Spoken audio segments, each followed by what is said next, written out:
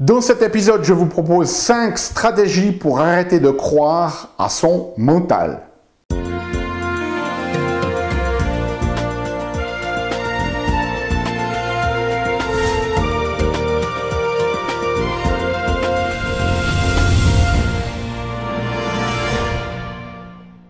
Parce que la vie est bien trop magique pour être petite et que nous avons tous besoin d'une prescription pour grandir en conscience et faire que nos rêves dévorent notre vie. Bonjour, je suis le Dr Yannick Pauly.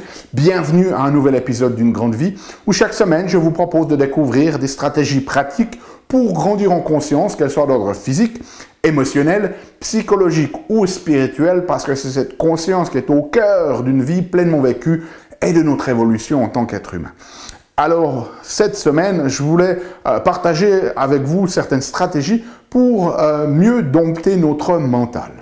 Ah, ce mental, tellement capable de faire des choses extraordinaires, et en même temps, c'est ce même mental qui devient ce dictateur, ce critique qui nous fait ruminer, qui nous fait nous autocritiquer, cette petite voix qui nous dit des choses, qui nous font nous sous-estimer, etc., etc. Je crois que vous savez de quoi je parle, très certainement, à moins que vous êtes parfait et que vous maîtrisez votre mental. Eh bien, on a tous cette petite voix qui, de temps en temps, vient nous dire « Ouais, mais pourquoi tu as fait ça? T'es nul, tu n'y arriveras pas, tu vaux rien, etc. etc. » Okay? Alors, aujourd'hui, ce que je vais vous proposer, c'est 5 stratégies pour, finalement, arrêter de croire cette petite voix.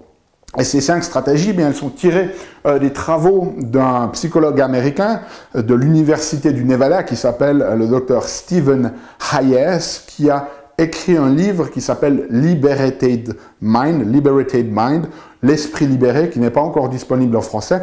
Mais certaines de ces stratégies, vous allez voir, sont assez intéressantes, voire même amusantes pour certaines. Et ce qu'elles vont nous aider à faire, ces stratégies, eh bien, c'est finalement de reconnaître un principe très très important, c'est que notre mental, il va toujours être là, il va toujours être avec nous. Et donc, l'idée ici, ce n'est pas d'essayer d'arriver à un point où on n'a plus jamais de pensées négatives, où on n'a plus jamais de pensées critiques, de reconnaître qu'elles seront toujours là, parce que c'est le travail du mental de faire ça, mais finalement de développer une relation saine avec ces pensées négatives. C'est ce que le Dr Hayes appelle en fait défusionner, c'est-à-dire lorsque notre mental se met à tourner, eh bien de ne pas être pris avec dans un engrenage avec lui et de continuer de tourner, mais de pouvoir finalement se séparer en fait de ce mental et de commencer de l'observer. Alors il y a plein de techniques que l'on peut utiliser pour ça, notamment les techniques de pleine conscience, mais aujourd'hui 5 stratégies très concrètes, très pratique pour commencer de se défusionner de ce mental qui tourne, qui nous critique, cette petite voix qui nous sous-estime, etc., etc. Donc la première stratégie que je vais vous proposer, c'est de désobéir consciemment. Okay? Et là, si votre mental vous donne une phrase, un critique qui revient, ou vous souhaitez « Ah, je suis nul, je vaux rien, etc. » Eh bien, ce que l'on va faire, c'est d'avoir un comportement désobéissant vis-à-vis de cette pensée. Et là, pour vous donner un exemple concret de ce concept, eh bien, ils ont même fait des études d'ailleurs à ce sujet, c'est la notion de dire, imaginez que votre mental vient vous dire « je suis incapable de marcher ». Et c'est l'équivalent d'une pensée critique, je suis incapable de marcher. Et donc, ce que vous allez faire, c'est que vous allez vous mettre à marcher et en vous répétant, je suis incapable de marcher. Je suis incapable de marcher. Je suis incapable de marcher. Et en fait, votre comportement démontre le contraire à votre mental. C'est-à-dire que vous êtes en train de vous dire, je suis incapable de marcher, mais en fait, votre comportement montre le contraire puisque vous êtes en train de marcher. Et c'est assez étonnant parce que dans certaines études, ils ont fait faire cet exercice à des personnes et ça change de 40%, par exemple, la susceptibilité à la douleur. C'est-à-dire que si vous prenez des gens et que vous leur faites marcher en disant « je suis incapable de marcher », eh bien, leur seuil de douleur augmente de 40%, c'est-à-dire qu'ils sont capables de résister à une douleur 40% plus qu'avant de faire ça. Donc ça a un impact très très fort sur notre système nerveux. Donc l'idée, c'est en fait d'observer votre pensée, de votre pensée critique, et puis de vous dire, de démontrer le contraire. Donc par exemple, si vous dites « Ah, je suis nul », vous pourriez demander à quelqu'un en même temps de venir vous dire et de vous répéter « Vous êtes génial, vous êtes génial, vous êtes génial », pendant que vous dites « Je suis nul, je suis nul, je suis nul ». Ou si vous avez cette pensée de vous dire « Je ne vaux rien », eh bien, ayez un comportement opposé. Par exemple, allez vous offrir un massage dans un endroit réputé, où vous sentez que l'on prend soin de vous, où l'on vous met en valeur, ou alors allez investir dans un dîner ou dans un bon restaurant. Donc, prouvez en fait le contraire à ce petit dictateur. Ok, ça c'est la première stratégie et laissez-moi savoir ce que vous allez utiliser dans les commentaires pour justement contrecarrer quelle est en fait cette pensée récurrente et quel est le comportement que vous allez utiliser pour contrecarrer en fait cette pensée négative. Ok, deuxième stratégie qu'on va vous proposer, ou que le Dr Hayes propose, c'est en fait de donner un nom à votre mental. Et l'idée ici, c'est de se dépersonnaliser de ce mental et de lui donner un nom. C'est-à-dire, on va l'externaliser. C'est comme si, par exemple, eh bien, mon mental est toujours en train de me critiquer, et puis je vais y donner un nom, et je vais l'appeler Georges. Et finalement, lorsque l'on est avec d'autres personnes, eh bien, si la personne donne son opinion, eh bien, on a aussi le droit, nous, d'avoir notre propre opinion. Et je peux dire à la personne, écoute, je respecte ton opinion, mais moi, je pense différemment. Et en fait, ici, l'idée de donner un nom, c'est de dépersonnaliser ce mental, c'est-à-dire de créer une situation où finalement, vous n'êtes plus votre mental est comme une autre personne, même si elle est toujours à l'intérieur de vous, et que maintenant, vous n'êtes plus comme lui, vous n'avez pas à le croire, il vous dit « Ah, t'es nul, tu vaux rien », et c'est Georges qui vous le dit, et vous pouvez vous tourner vers Georges et lui dire « Écoute, Georges, je respecte ton opinion, mais moi, je pense différemment, et je pense que j'ai de la valeur et que je ne suis pas nul. » Okay? Donc c'est cette notion de pouvoir défusionner et finalement comme si on crée une autre personne avec laquelle maintenant on a le droit d'avoir une opinion différente, de respecter ce qu'ils nous disent, mais d'avoir une opinion différente. Okay?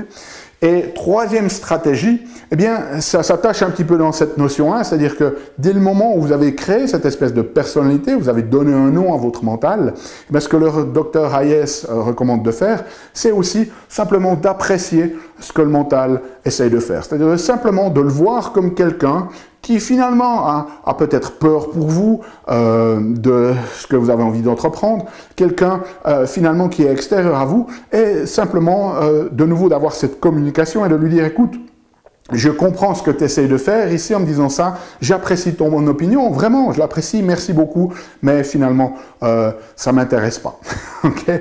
Donc, c'est vraiment cette notion dans ce domaine d'externaliser, de simplement apprécier ce qu'il essaye de faire. Prenez un petit peu, comme si vous savez, c'est comme les parents, quoi. Peut-être que vous avez des rêves d'aventure, de faire quelque chose d'extraordinaire dans votre vie, mais qui sort un petit peu du cadre de la société. Et bien évidemment, vos parents, ils vous aiment, ils vous protègent, et ils ont envie que vous ne souffriez pas, et puis que vous n'ayez pas d'échec dans votre vie. Donc, ils vous déconseillent de faire des choses. Eh bien, dans cette notion d'apprécier, appréciez le rôle de vos parents, que c'est leur rôle de faire ça, mais ça ne vous empêche pas tout de même d'aller de l'avant. Eh bien, c'est simplement d'apprécier le rôle du mental. Apprécier que le rôle du mental, c'est ça, c'est d'être focalisé sur ce qui ne va pas, c'est d'être cette petite voix négative. Apprécier que c'est son rôle, c'est son job. Okay? Et donc, en l'externalisant, lui donnant un nom, vous avez maintenant la capacité de dire, voilà, je comprends ce que tu fais, merci de me donner ton avis, mais fondamentalement, je vais quand même aller de l'avant,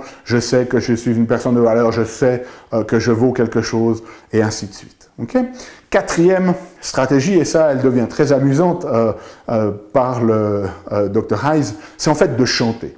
Et dès le moment où vous avez une pensée négative, une pensée critique, un truc où vous ruminez, où vous avez un problème, ou si vous avez ces pensées de mauvaise estime de soi, je suis nul, je ne vaux rien, eh bien ce que le Dr Hayes propose, c'est de chanter. Et vous allez voir qu'en fait, en chantant, ça va rendre la chose complètement ridicule au point où ça devient très très difficile de la croire. Donc si vous avez dans votre tête « je suis nul, je vaux rien »,« je suis nul, je vaux rien », ça paraît un peu sérieux. Imaginez maintenant que vous avez cette pensée qui arrive avec une forme de fanfare autour, et prenons joyeux anniversaire par exemple, je suis nul, je vaux rien, je suis nul, je vaux rien, je suis nul, je vaux rien. On voit que tout d'un coup, elle perd complètement de son sérieux, et cela, ça va aussi nous aider à défusionner. Okay? Et puis, finalement, cinquième stratégie que le Dr. Hayes nous propose, c'est de savoir si on va emporter ou laisser cette pensée. Donc, cette cinquième technique ou cette cinquième stratégie, vous allez prendre, par exemple, une pièce de papier et puis vous allez écrire dessus cette phrase critique ou cette phrase négative, hein, « je suis nul, je ne vaux rien » ou ah, « je fais tout le temps les choses de travers » ou quoi que ce soit, et vous allez mettre sur une feuille de papier.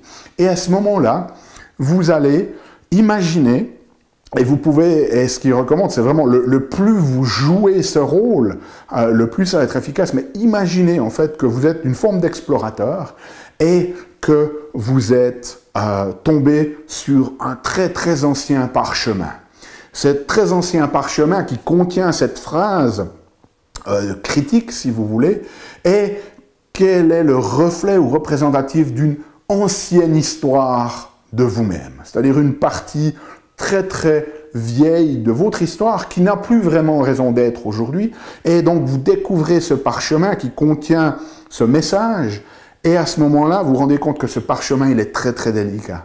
Et là, consciemment, vous allez faire un choix, c'est-à-dire est-ce que vous allez emporter ce parchemin toujours avec vous dans votre porte-monnaie au risque de qu'il se détruise dans le temps, ou est-ce que vous allez le laisser dans un musée au-delà de vous-même où vous n'y touchez plus. Et là, ce que ça nous aide à faire de nouveau, ça nous aide à défusionner, c'est-à-dire que là, le choix que vous allez faire, alors peut-être que vous pouvez toujours l'emporter avec vous, mais le choix naturel, si vous arrivez vraiment à vous mettre dans ce rôle, eh bien, c'est que voilà, c'est un parchemin très ancien, un parchemin très délicat qui est une histoire passée, et donc je vais le laisser dans ce musée. Et ce que ça nous fait, c'est que c'est une forme finalement de pragmatique, de prendre cette pensée qui est toujours dans nos têtes, de la mettre sur papier et puis de s'en détacher. Alors voilà les conseils du Dr. Hayes,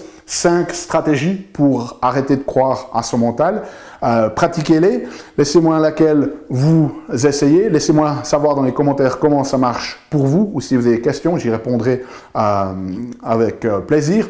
Si vous avez besoin de la transcription de cette vidéo, elle est disponible sur unegrandevie.com. Nous, on se retrouve la semaine prochaine. D'ici là, souvenez-vous, émerveillez-vous, aimez la vie et contribuez chaque jour un petit peu plus.